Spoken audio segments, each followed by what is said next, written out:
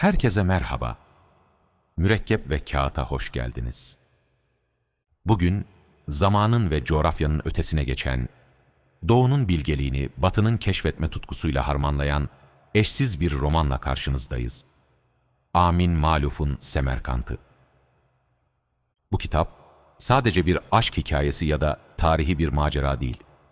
Büyük şair, matematikçi ve astronom Ömer Hayyam'ın efsanevi rubailerinin izinde bir el yazmasının 1000 yıllık serüvenini anlatan nefes kesici bir yolculuk. Hazırsanız, zamanın ve bilginin sınırlarını zorlayan bu büyüleyici maceraya birlikte dalalım. Yazar Amin Maluf ve eser hakkında kısa bilgi. Amin Maluf, 1949 doğumlu, Lübnan asıllı Fransız bir yazar. Gazetecilik kökeninden gelen Maluf, tarihle kurguyu ustaca birleştirmesiyle tanınır. Nobel Edebiyat Ödülü'ne aday gösterilen, Prix Goncourt gibi prestijli ödülleri kazanan önemli bir isimdir. Semerkant, 1988 yılında yayımlanmış ve Maluf'un uluslararası alanda tanınmasında büyük rol oynamıştır. Roman, tarihsel figürleri ve olayları kendi özgün kurgusuyla yeniden yorumlayarak, okuyucuya zengin bir kültürel ve entelektüel deneyim sunar. Bu eser, Maluf'un Doğu ile Batı arasındaki köprüleri, kurma arayışının ve medeniyetler arası diyaloğa olan inancının da en güzel örneklerinden biridir. Birinci bölüm, 11. yüzyılın büyülü doğusunda geçiyor. Genç ve deha sahibi bilim insanı, Ömer Hayyam'ın Semerkant'ta, İsfahan'da geçen hayatına tanıklık ediyoruz. Dönemin Selçuklu Sarayı'ndaki bilimsel ve siyasi ortamı, Nizamülmülk ve hatta Alamut Kalesi'nin gizemli lideri Hasan Sabbah ile olan ilişkilerini görüyoruz. Hayyam'ın o meşhur rubailerini nasıl yazdığını, bu şiirlerin nasıl bir el yazması haline geldiğini keşfediyoruz. Kitaptan kısa örnek. Ben bilimin aydınlığında yaşadım, cahillerin karanlığında değil. Ben şarabın ve aşkın tadına baktım, yobazların yalanlarında değil.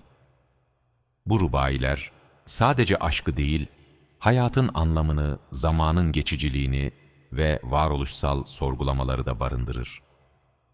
İkinci bölüm ise 20. yüzyılın başlarına, yani 1905 yılına odaklanıyor. Benjamin O'Rourke adında, Doğu kültürüne hayran, yakışıklı ve tutkulu bir Amerikalı, Hayyam'ın kayıp el yazmasını bulmak üzere İran'a geliyor. Bu arayış onu İran devriminin kargaşasına sürüklüyor, beklenmedik aşklar ve tehlikelerle karşılaşıyor. Nihayet el yazmasını bulduğunda ise onu Amerika'ya götürmek üzere o meşhur gemiye, evet doğru tahmin ettiniz, Titanik'e biniyor. İşte bu iki zaman dilimi bir el yazmasının kaderi üzerinden ustaca birbirine bağlanıyor. El yazması sadece bir kitap değil, 1000 yıllık bir aşkın, bilgeliğin, hüznün ve umudun taşıyıcısı oluyor. Hayyam'ın rubailerindeki zamanın akışkanlığı ve hayatın faniliği üzerine düşünceler, Benjamin'in el yazmasını zamanın yıpratıcı etkisinden kurtarma çabasıyla paralel ilerler. Kader, romanın en vurucu noktalarından biridir. Bir el yazmasının 900 yıllık serüveninden sonra, bir Titanik faciasıyla sulara gömülme tehlikesiyle karşı karşıya kalması, kaderin insan hayatındaki beklenmedik dönüşlerini çarpıcı bir şekilde gösterir.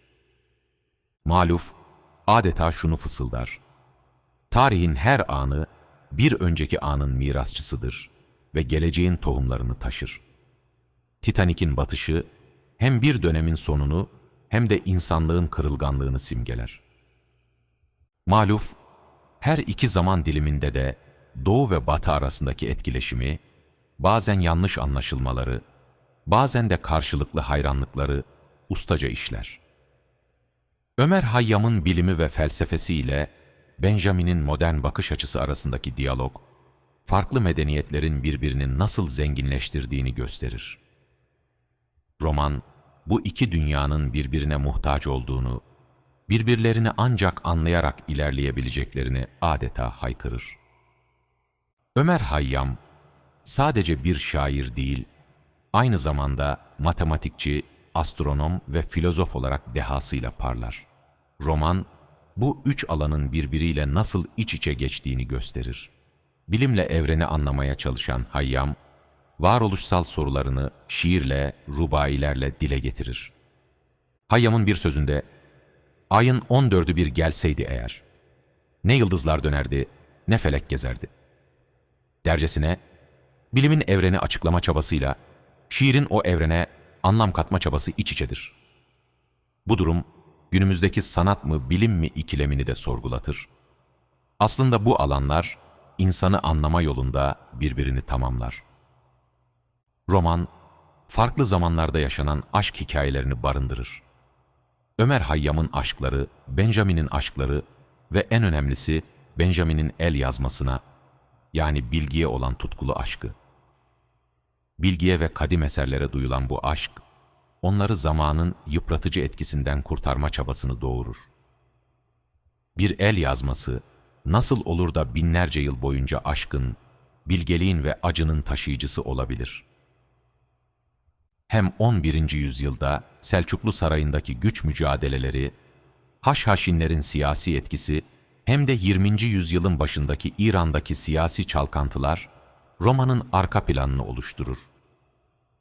Bilginlerin ve sanatçıların siyasi kaos içinde nasıl var olmaya çalıştıkları, bazen destek buldukları, bazen de baskı altına alındıkları gösterilir.